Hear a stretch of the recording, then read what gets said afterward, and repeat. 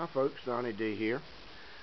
This video is mainly aimed toward people who are relatively new to woodworking, or maybe setting up a wood shop for the first time, or maybe folks like me, folks that did woodworking for years and years and never owned a woodworking bench per se, an actual woodworking bench.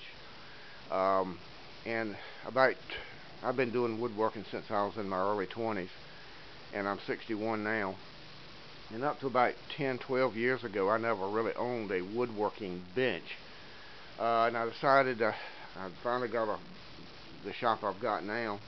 Actually, it's more like 20 years ago. But anyway, this particular shop, and I had a little bit more room, and I decided I would try to build myself a woodworking bench. Or I could have gone out and spent anywhere from, say, start out at maybe $800 minimum for a nice, really high quality brand name laminated maple top woodworking bench, but you can go on up and spend way up there, way more than that, 1,500, 2,000, 2,500, even more money on one. And I thought, well, maybe one of these days I'll do that, but for right now I just need a basic bench. So I decided I'd make my own.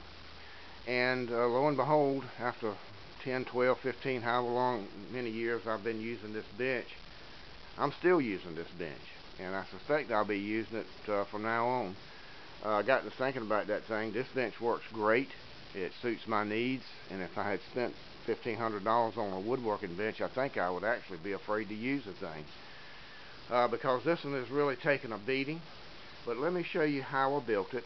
If you decide you want to build one, it's very easy. You won't need a plan. I can just describe to you how I built it. First, I'll show you the leg assembly, and you can see it's just 2x4s that beat to death, got paint stains, and you name it all over it. But you can just see how it's sort of put together with just basic half-lap joinery. It's screwed together, glued and screwed together. Real simple. You can come up with your own leg design, but this will give you sort of an idea of how I did this one. Now the top, what I did for the top, it's nothing in the world but one sheet. This particular table is a 24-inch wide by 48-inch long bench. Of course, you can make it bigger or smaller, whatever you want to do. I didn't have so much room, so I elected to use this size, and it's served me fine.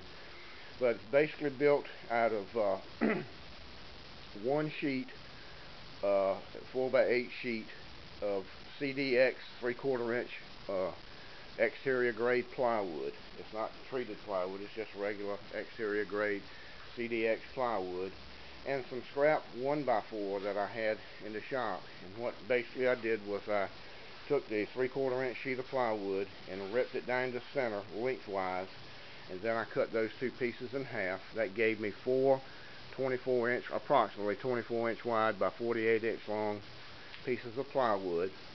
I coated them with wood glue and stacked them together, put some weight on top of them, let the glue cure.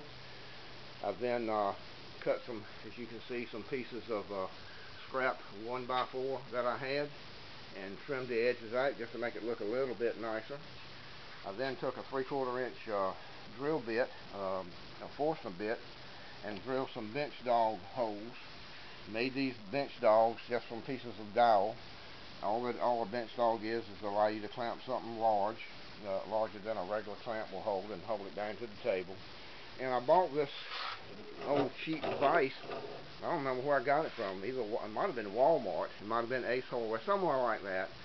Attached this faceboard to it. The faceboard is flush with the top, and there's just some other pieces of dowel to hold the opposite end of your workpiece, and it works just great.